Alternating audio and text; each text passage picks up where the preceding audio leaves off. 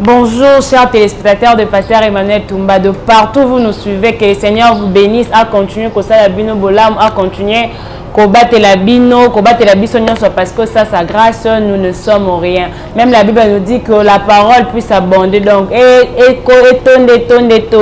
c'est pourquoi dans cette émission, tout le baraming était Pasteur Aloba, pour que cette parole-là, que ça puisse abonder dans nos cœurs, pour que nous puissions avoir la vraie connaissance de Saintes Écritures. Parce que le côté un peu trop, parce que nous sommes comme la Bible, il se proclame, il se proclame homme de Dieu, il se proclame ministre de la parole.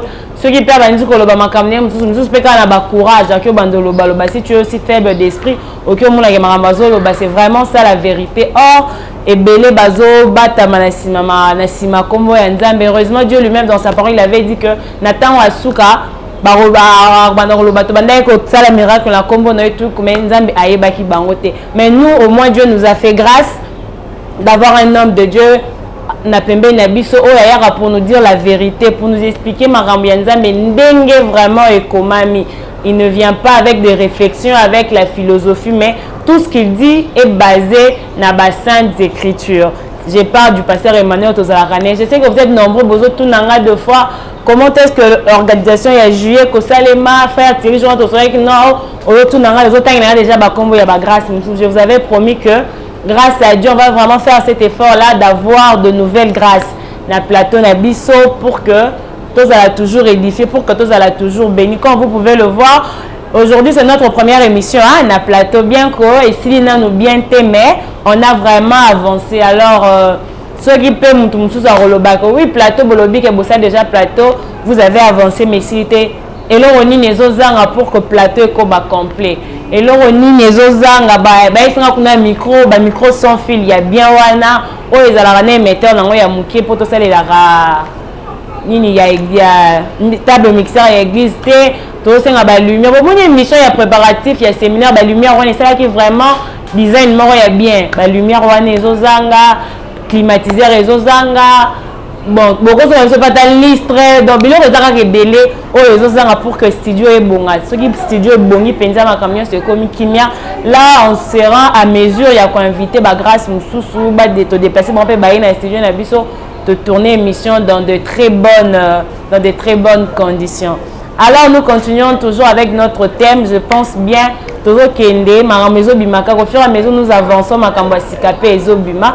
On est en train de continuer. La fois dernière, le pasteur Bandeko expliquait Bisso toujours Maramia Banganzambe, les devoirs de sacrificateur à Simba qui Kenganzambe. Na sacerdoce lévitique, Bandeko pèse à critères et tout. Bandeko Nzambe ne pouvait pas avoir un défaut corporel. Alors Rosala na défaut na lukoloté, na lubokoté, na lisouté. Donc attends qui vraiment et puis nous avait expliqué aujourd'hui défaut à l'agnon sur la qui parce que ceux qui te l'obito c'est limité nango quant à la charbouée, on sera un peu perdu parce qu'aujourd'hui il y a des hommes de Dieu peut-être par accident qui a peut-être infirme, peut-être dans un mois défaut na lukolo, défaut na luboko, défaut na lisou, mais il est en train de servir les seigneurs dans le sacerdoce royal. Juste pour expliquer que tout le temps il y a forme, tout ce qui s'était dit là-bas, les lois et explications. Des fois, on nous avait expliqué ça comme étant le péché. Donc, les lois, on parle du péché. Donc, il faut un homme saint, un homme pieux, un homme qui craint Dieu. Mouto penza azak pur. Ceux qui a télémis à communiquer, bisope, vie, oyo, eza, katinaye. C'est pourquoi, sans plus tarder, le pasteur est déjà là. Tout banato avancé par rapport à ce thème Nabiso. Bonjour, papa. Oui, bonjour, ma sœur Perside. Tout c'est encore une fois de plus dans l'émission Nabiso temps de réforme, toujours pour notre édification, pour que les gens passage Nabino l'émission sera toujours une bénédiction pour moi et puis pour tous les téléspectateurs qui nous suivent de partout vraiment. Vraiment, merci Kolo Apambola abonné nous, la centre nous sur le monde entier, le Seigneur Apambola Bino, la chrétienne nous, Seigneur Apambola Bino, Apambola Bino baozo kamba chaîne na biso pasteur Emmanuel Toumba TV. Amen. Seigneur c'est la grâce à Amen. Ok. D'accord, comme j'avais dit le passage déjà là on va avancer papa parce que l'autre fois aussi mbaki makambo eza etalaki devoir ya ba sacrificateur espérer biso etalaki ba défaut wana que nganga nzamba kozala na défaut corporel te place to suka kinde yango wana ya bande ko expliquer que ba défaut wana lelo eza lisumu eza péché nganga nzamba akozala muto azokoyaka koyaka te que ce soit na impudicité peut-être na cupidité azana haine makamnyo so wana place to suka ki la fois dernière. OK, je crois que tous allons mon longo to so la wana Exode 28 Exode 29 bazotalisa ba description, bazo décrit comment Nganganzamba va revêtir et comment Nganganzamba va sanctifier. Tant comme dans Lévitique chapitre 8, où on va talisa comment Nganganzamba a côté déjà dans Moussa, c'est que va côté c'est dans Moussa. On a Lévitique chapitre 21, laisse comme bazo talisa biso que Nganganzamba, c'est Gaza déjà Nganganzamba, a déjà sanctifié. Mais dans Lévitique 21, comme il se dit Kambuya, a déjà Nganganzamba investi. Asa déjà la onction, mais Asa a défauté pour servir. C'est-à-dire Asa déjà sacrificateur, déjà sanctifié, Asa déjà investi dans la sacerdoce. Mais il y a comme un problème que, étant sacrificateur, est-ce que défaut, de base on peut que ça ait un Nzambe à cause de la défauté. Ce qui a un défaut, à maternité, à que l'au-delà il y a voilté. Au moment c'est que avant, je crois que toujours dans Lévitique chapitre 21, tu vas lire la verset 16. OK. Toujours Lévitique chapitre 21. Le bandit à partir il y a 16e verset. L'Éternel parla à Moïse et dit: parle à Aaron et dit: tout homme de ta race et parmi tes descendants qui aura un défaut corporel ne s'approchera point pour offrir l'aliment de son Dieu. Tout homme qui aura un défaut corporel ne pourra s'approcher. Un homme aveugle, boiteux, ayant le nez camus ou un membre allongé. Un homme ayant une fracture au pied ou à la main. Un homme bossu ou grêle, ayant une tache à l'oreille, la gale, une dartre ou les testicules écrasés. Tout homme de la race du sacrificateur Aaron qui aura un défaut corporel ne s'approchera point pour offrir à l'Éternel le sacrifice consumé par le feu. Il a un défaut corporel, il ne s'approchera point pour offrir l'aliment de son Dieu. Il pourra manger l'aliment de son Dieu, de choses très saintes et de choses saintes, mais il n'ira point vers le voile. Akoki kokende te na voile. Akoki ko servir baliment nzambe te. C'est bazolo bela hôtel na kokota na lieu très saint. On awaze kokota une fois par an. C'est que na beaucoup c'est à ko servir te. Pourquoi? Parce que azana défaut corporel. Ce que biso tozolo ba likambotali changement ya sacerdoce. Au moni sacerdoce est changé. Nécessairement la loi wana pe et ça est changé parce que ceux qui ont bito tika na sacerdoce lévitique monta au travail à zalité parce que bazo ba même li kwanza au travail te nani yango corporellement boye à cause de défaut personne même aux ana tâche au travail te personne nani yango nous autres na ebena mo ba ko sanga tâche c'est que monta ko zalate il y a un tina il y a sacerdoce c'est qui a changé vraiment nzamba lingi biso mingi ce que tika la ka bongo et le peut-être on gato za prédicateur te et le peut-être on gato za na ba frère na ba sœur au ba don parce que frère na sœur au don spirituel za katnae azo servir c'est que ce que ça na défaut ko sala te c'est que loi wana les lots eza et comme spirituel les défauts et ça les sociétés que l'issue kufayo défaut et ça les sociétés que zolo mayo parce que la tradition na zanango awawa Thompson ne kani bazali ko bengango ne déformé c'est que ceux qui zolo lokaza ko tengama au salate au somona au boitaka to membre moko na yo eza allongé soki loboko moko eza mulai moko mukusi ekosimba te lokolo moko mulai moko ekosimba te il faut da kokokana nani yango akokoka makambo wana alors on doit comprendre que d'ailleurs soki topito langa même kuna bato wana ba Aaron bana ya Aaron wana bazaki bato lolenge moko na biso soki lelo topito langa na manière des hommes que tokokate c'est que bango ba kokakite c'est que ezaki nde langage ya Nzambe po atalisa ke nganga Nzambe oyo akozala sans défaut to azalaki sans défaut c'est Christ. Parce que na bana ya bato moto abotama na tata na mama to abotami na mobali na mwasi akozala toujours na défaut. OK, donc même kuna bango pe ba lever ezalaki nde langage ya Nzambe c'est pas bien ba landela ngo penza boye azate c'est que oyo aza sans défaut c'est Christ. Pourquoi? Parce que ça Nzambe. Net on comprendre que l'élo en réalité mouton ont travaillé c'est Christ parce que yendaza sans défaut. C'est le Christ yemoko aza pasteur, Christ yemoko aza docteur, yemoko aza prophète, apôtre et évangéliste.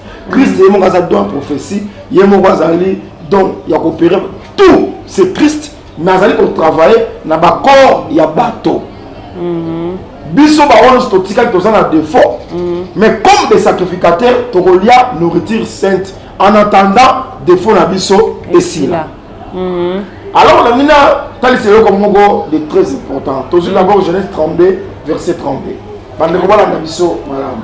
OK, boss. Tant appelle la bande Genèse chapitre 32 verset 32.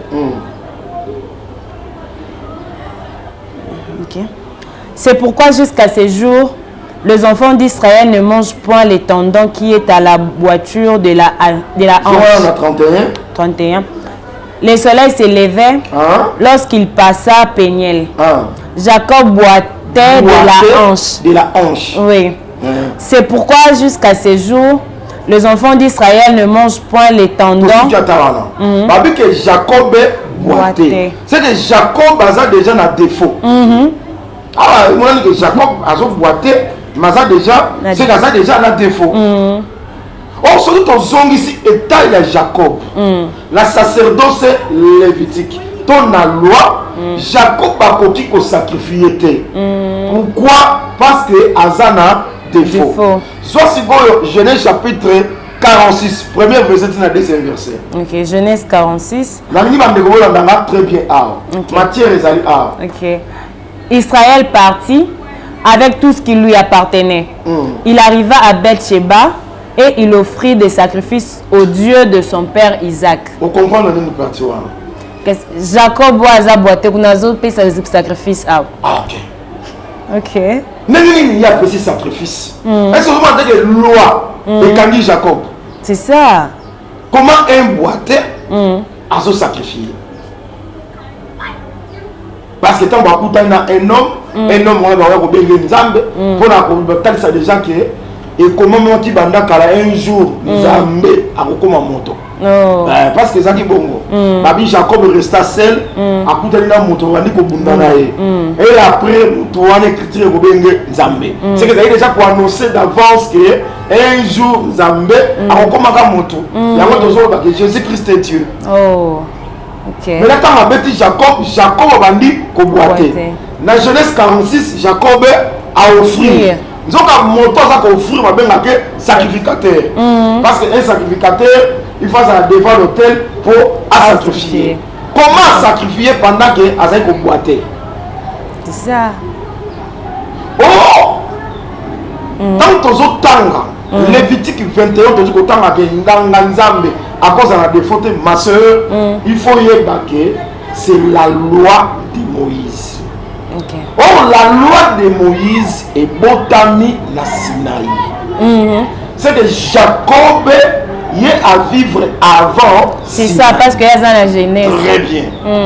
Tu sais, on a toujours dans le bateau.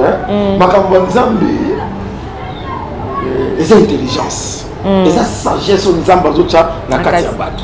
Donc il faut voir pour situer Makam. C'est pour dire que Ancienne Alliance, autrement, Ancien Testament, mieux c'est ça la loi. Il y a solo. OK. Ancien Testament, Ancienne Alliance, et ça la loi. C'est que la loi est en Katia Ancien Testament. Ok. La loi est botami na Sinaï. Oh, ancienne alliance est bandit na Sinaï. C'est ça. Avant Sinaï ezali, et après Sinaï ezali. Ok. C'est que loi il y a Lévitique 21, le sacrificateur a voulu offrir son gazan à défaut et bandit na Sinaï. C'est que avant Sinaï, ce n'est pas la loi, c'est la grâce. C'est on a colobake nangolu. C'est que Jacob Tango a sacrifié. Dans Genèse 46, Nzamba a agréé sacrifice. Et on a content que Jacob azali na grâce. C'est que l'élope na kati ya grâce. Attends, vous allez boiter physiquement. Attends, lui se couvre physiquement. Surtout servir. Service na yo nzamba kwa créer yango. Pourquoi? Parce que tous en attend il y a grâce. Tous expliquer changement sacerdoce. Oui. Parce que sacerdoce lévitique nesika mobeko et vandaki. Hébreux chapitre 7 à partir ya 11e verset. Tous ça dans tableau wana. Grâce ezali. Loi ezali. Si ma grâce est. Donc grâce est bandaki liboso loi et koti après grâce est zongi lisusu. Kutu tala okomona ngo boy. Okomona ngo na Tamar. OK. Parce que soit qui zemi il y a Juda, quatrième fils il y a Jacob. Lors il y a naissance parce que Juda bota ba mapasa. Ouais. Na Tamar. Zerach na Peret. Mais tala okomona ke ezobima lokola Peret azaka mwana liboso Zerach aza mwana mibale. Ok. Parce que so atuni na Zerach na Peret na Zerach na mukolo ba Peret na mukolo ya Zerach. Mais en réalité ezande Zerach ndaza mukolo ya Peret. Pourquoi? Parce que na naissance nde Zerach a bimisa loboko. Et lui va que partie ya corps ya Zerach et bima na mokili. Et bima na mokili avant Peret abima. Oh. Sima et Zongi. Ma femme sage va crier quelle brèche. C'est que brèche de fouami. Mais en réalité, c'est Zerach n'a se manifesté qui est premier. Brèche fouami pour que Peret abima. Si maintenant Peret abimi, des Zerach a mobimba. Mais alors là, nous sommes à Zerach, ceux qui vont discuter la Peret, il faut Zerach ça va Peret il a mon colono. Aka yo ya kobima ki mobimba. Mais on va gagner la bimisa ki loboko avant yo. Na zonga kinde pour la personne Zerach. Obima, si manga na obima liboso na yo. Osomona. Ba benga mo quelle brèche. C'est na inga na telisa ke Zerach c'est la grâce. Entre la grâce et la loi, grâce à ça la loi. Mais si on entend la moye, c'est comme si loi de la Kiliboso. Non, grâce de la Kiliboso. Grâce de la Kiliboso. Si madame Mobeko a botama na Sinaï. Dans Mobeko a botami na Sinaï. Et ça, Isaac na qui Ismaël. Parce que il faut que Ismaël est dans la loi. Ok. C'est apôtre Paul, dans Galates chapitre 4, à partir du verset 22. Ok. Il dit que Agar, et ça correspondre à mon Sinaï. Oui. Ce qui Agar a Zangomba Sinaï. C'est Agar a Bota Ismaël. Oui. Oh, Ngomba Sinaï Botanam. Mobeko. Mobeko, c'est que Ismaël a ça. Mobeko. Mais si quand Abraham a une promesse. Fils. Est-ce que ça dit Ismaël, toi ça dit Isaac? C'était Isaac. C'est la promesse. Il y a Abraham, promesse où il y a le bosso. Même avant Isaac a se manifesté, c'était la promesse. Il y a Isaac. Il y a Isaac. Ok. Mais Ismaël a botami. Et après, promesse. Et Yoko qui s'en met pas Ismaël. Ok. C'est que la pensée de Dieu, c'est Isaac, Nazali. Liboso ya Ismaël. Mais na boye Ismaël a monné le roi liboso. Mais nous on ngolu et nous on voit le ngolu ya liboso, mais en réalité grâce de banda liboso ya loi. OK. Et si ngolu et liboso na lisusu. OK. Likambo ngo pe romona ngo. Toujours dans Genèse chapitre 22. Ça va verser, tu vas contrôler. Je crois que nous sommes fidèles dans ma cambo. Ok. Tu vas contrôler. Au moment où prends ton unique. Que ne qu'offrir un holocauste. Na lié on a indiqué. Abraham. Ouais. Abraham a vu Isaac. Na kamwaka Sarah zaki wapi. C'est que ma solo. Il y a Nzambe na Abraham, Sarah et Bate. Le quoi il a dit question. Il y a qu'on offrir. Holocauste. Parce que qu'offrir holocauste, c'est déjà tout un sacerdoce. Ouais. Il y a un à Sarah, ma sacerdoce, à Kokotate. Ce qui sacerdoce, c'est ça qui l'a dit. Sacerdoce, c'est le ministère de la parole. Il y a un ministère de la parole. Pour l'habit, je ne permets pas à Sarah. Il y a un solo, il y a holocauste, il y a Isaac. Sarah Kotate. Ndebakei, tant que combat na Morija, nani a combattu na hôtel de l'Éternel, c'est Isaac. Basu Isaac, Bamatisi. Tant Abraham a bolinga, quand le boko na moi na te. Abraham leva les yeux, a moni par derrière un bélier. Bélier on a sanini à remplacer Isaac, a menti na Isaac. C'est une bélier, Isaac, c'est la grâce. Bélier, c'est la loi. Ok. Et si maintenant, le véritable Isaac a un corps du Seigneur Jésus-Christ. Ok. Est-ce que vous avez dit que promesse, il y a Sarah, c'est quota, et Sarah nous a visité Abraham. Quand on a visité Abraham, on a aïe, le loba. Aïe, mais Alia Kinam. Oui. Quand on Alia Silissé, l'année prochaine, la même époque, je viendrai. Sarah aura un fils. Ça va être que Sarah a beau temps. Et puis, on a Sarah, dans Abraham. Ok. Azo il s'est dit Abraham, il s'est Sarah. Et ça va mystère ça voilà. Donc, la musique Abraham. L'année prochaine, dans la même époque, Sarah aura un fils. Pas lui, je reviendrai. Parce qu'il faut tout le temps là, éternel à Roya Nengenin. C'est éternel dans la Zoya, à Roya na manifestation à fils. C'est le Koya ya éternel. Nanda ko Abraham. Et Zande Koya ya Isaac. Parce qu'on peut voyer Bango, que éternel à la place à lui, je reviendrai. C'est que Nagoya m'a vu parler. Asa Yaki. Oh, tant que ça a gagné. Amélie promesse. Atiki promesse. Tant que pas Roya, et l'autre Roya ça dit que Moutolo. Asa est traîné au Seigneur Gaya. Il faut tout le monde aller. Oh. Alia pour la deuxième fois. Mais tant que Jésus a dit ça, Jean-Baptiste. Ali était Amélie, était Bolé Naïke. Jean-Baptiste Ali était Amélie, mais Nganaye.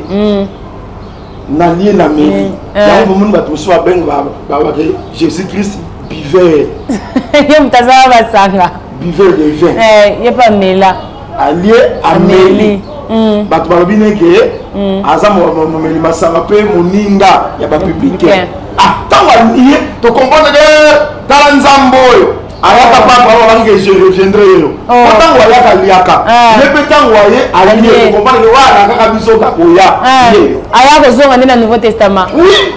OK. Que si on a le véritable Isaac. C'est qu'il a dit que pour la télé c'est Isaac qui a solo. C'est le Seigneur Jésus-Christ. OK. C'est que brèche qui fungwa maki pour mon beko et tout ça. Ma sœur c'est pas la zone de la lobani. Ni papa. La zone de la tali ça que entre la grâce et la loi, grâce et zalaki.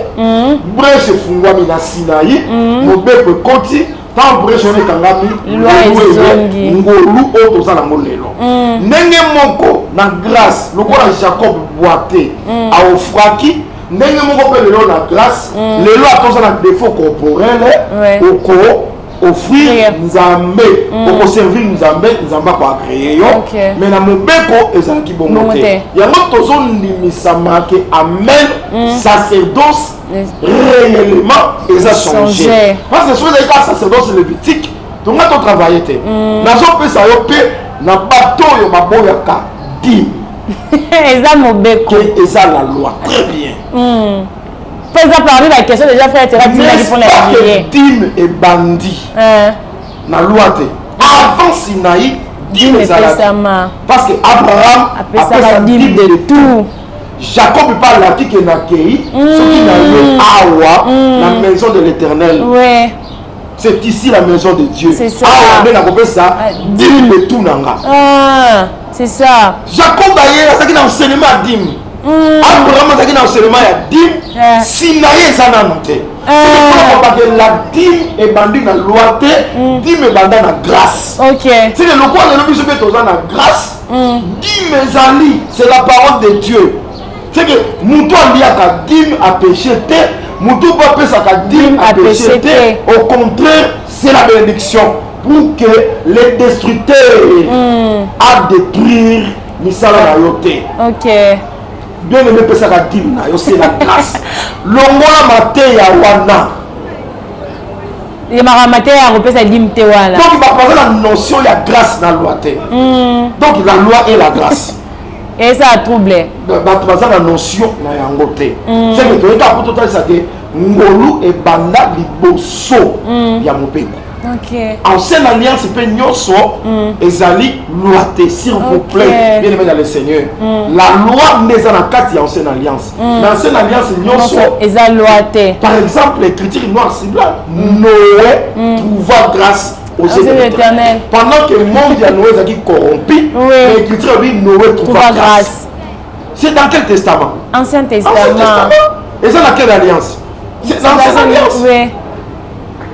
Et puis, si on entend Hébreu 11, on va comprendre que dans l'ancienne alliance, il y a la grâce.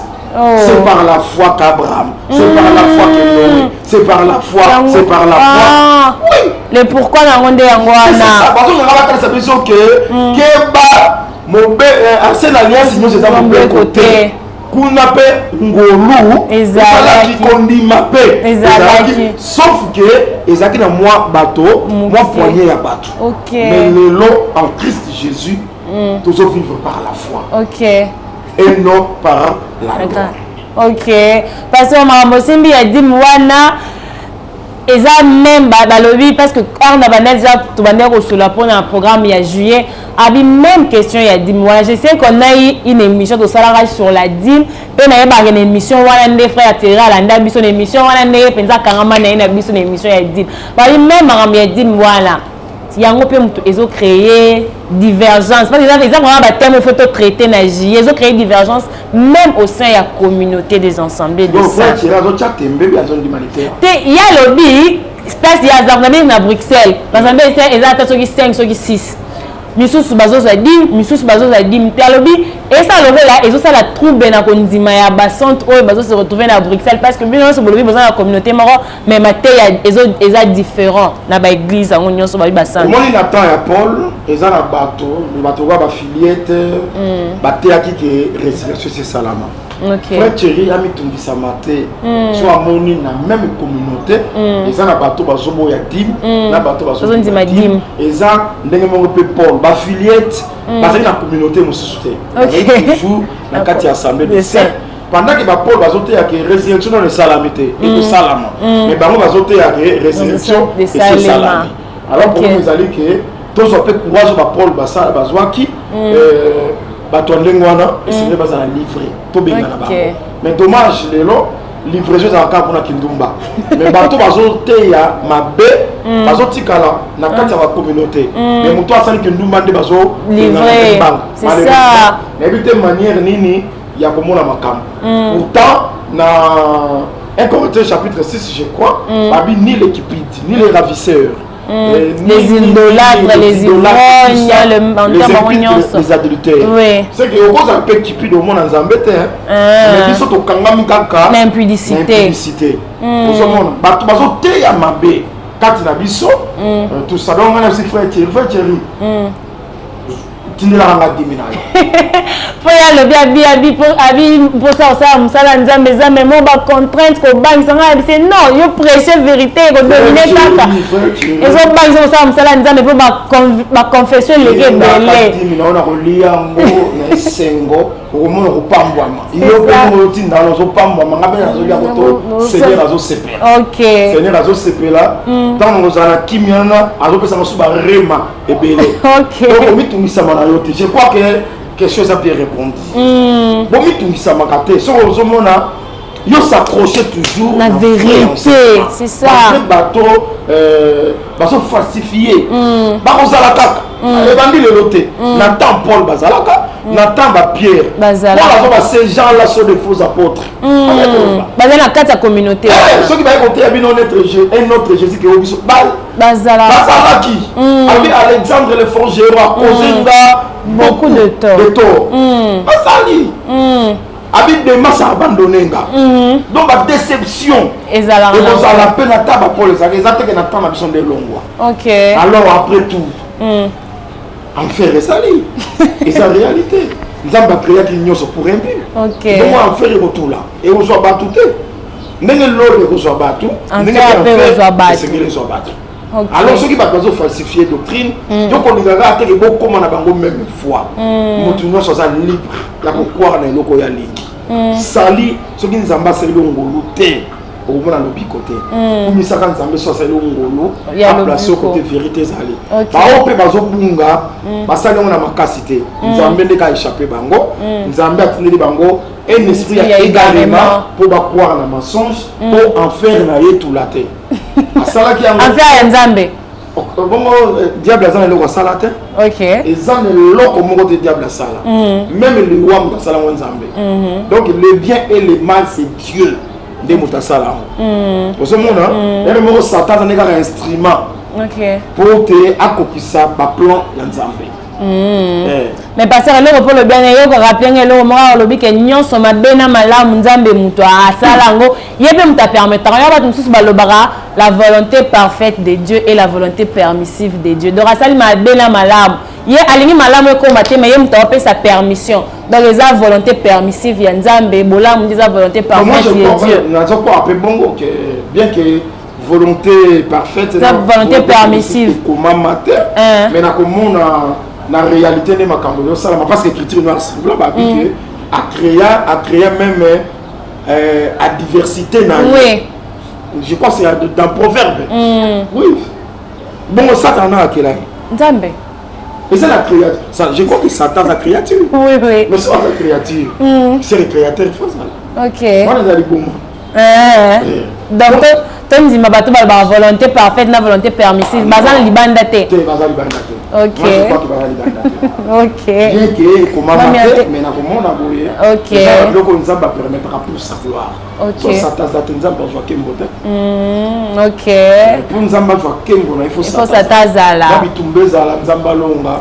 Azwa kembo tout le baki molongié. Ok. C'est un peu ça. Ok. Alors passons le mot pour toucher que le bic maram ya livraison to excommunication ezaka kan publicité même bateau bazoté à l'eau. On a Bible. Oui. Il menait ça la publicité ba filiette ba sala publicité ba teyande ma teya mabe le ba benana bango kasi lelo peza na bato bele bazote ya publicité pe ba livre kalango je crois dans 1 Corinthiens chapitre 5 moto peso qui a sala publicité na carte église ba ko tebe libanda je ne suis pas pour l'impudicité mais na zone ngana no baké to tchaka accent kaka la publicité to zotika ba faussaire omoni et quand on met la salle directeur parce que nous avons une station publicité je suis marié vous comprenez il faut qu'on met la commettre adultère beaucoup de gens à libanda tout comme la repentance vous comprenez mais mon toi sauté à ma paix on dit des gagnants à ça na amerbac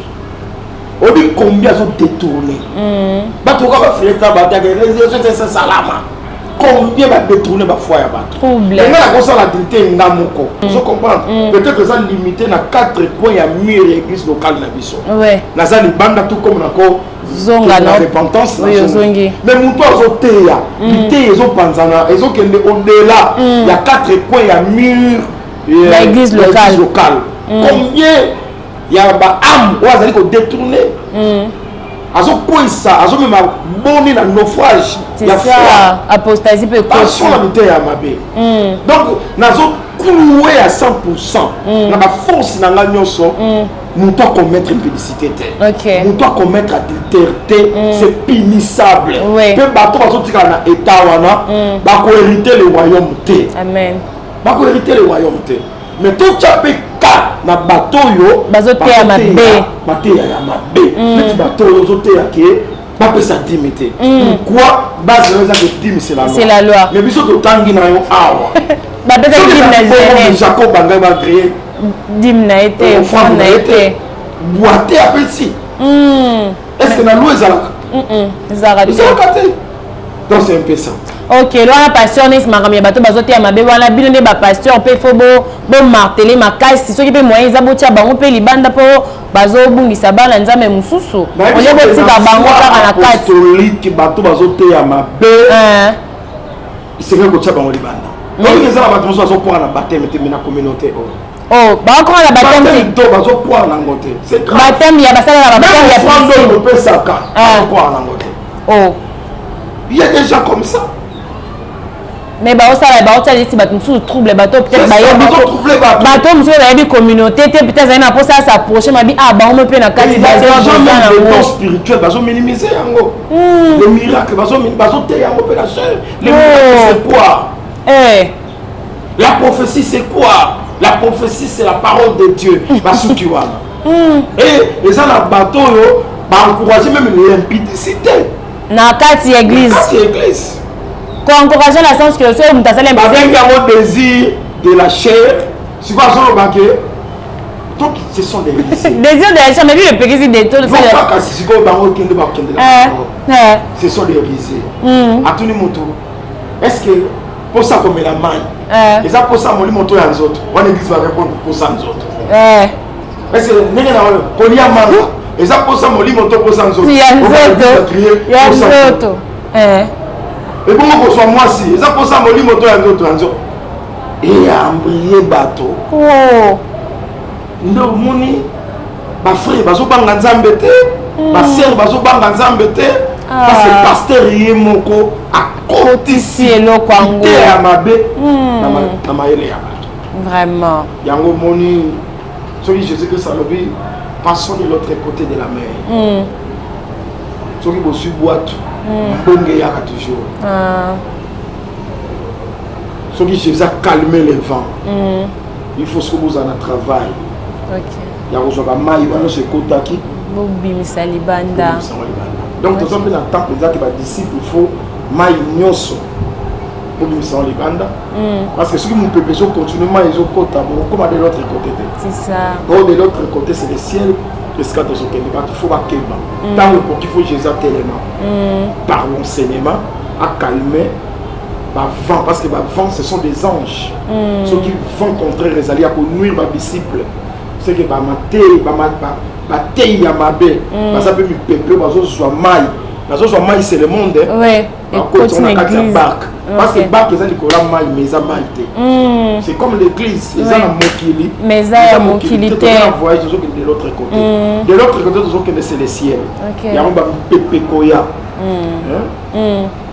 on a aussi des coachers des classe pour des pepe koya et puis ça va des super mai parce qu'en réalité mai il y a un problème mon peuple là soit mai à côté ici ok c'est que boîte là ce qui me dit que tombe dans la maille il faut s'enfoncer au fond c'est ça oh et puis que ndenge jour là ça s'agit 3 jours 3 nuits dans le Boumouambis mais dans c'est maille ndenge le fils de l'homme on s'agit 3 jours dans le Boumouambis le séjour de mort c'est que c'est à maille c'est le séjour de mort c'est que mokili ce que tombe dans la barque dans nos églises pour comment de l'autre côté alors pour comment de l'autre côté il faut attendre vous payer il faut ministère de la parole télé et tanguer là n'a pas communiquer n'a pas stratégie n'a politique mais par des enseignements purs authentiques et tel me la benza mi pepe ma teya ya mabe oyo ezozwa mokili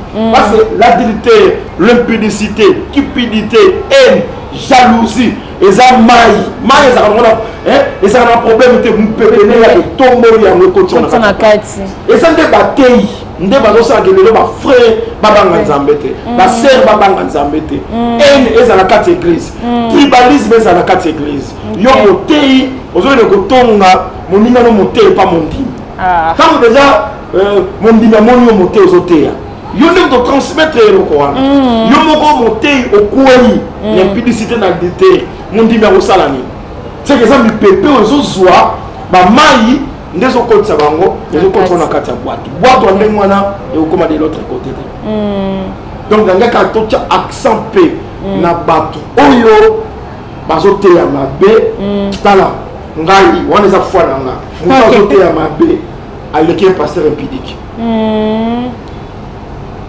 moto azoteya mabe azodeforme mateya azoteya na basentiment na ye aleki un pasteur impudique. Ok, je crois que... Parce qu'un pasteur impudique a péché contre son propre corps. C'est ça. Ok, je crois que Nabamo Anande, nous allons mettre fin à une émission ce qui concernait enseignement. Je pense que nous avons avancé d'un pas et puis vous avez vraiment saisi le pourquoi. Donc, au pasteur Alobi le fond, je crois que Bokangi, au pasteur Lilo Basuka. Prochainement, tu vas relever la Nekani. Ok. On va te lever la lelo. Mais dommage. Le temps. Il faut des à la rigueur et à tango. Ok. Prochainement, tu vas relever la. Tu vas continuer à s'abonner très massivement. Très massivement, tu vas s'abonner. Numéro d'ambition, et ça n'a pas écran. Plus 243 89 14 750 18. Ok. Plus 283 89 14 750 18. Mais qu'on a vu sur la culte, ils allaient mardi, mercredi, jeudi, 16h30, dimanche, 8h juste, à Coli, numéro 7. Alors, vous avez Libanda, vous avez un Kinshasa, participer à la culte, vous avez un Sali. Et vous avez je crois, vous avez un studio, vous avez un Kakibino, beaucoup de gens. Ah ben c'est bien voilà bamona.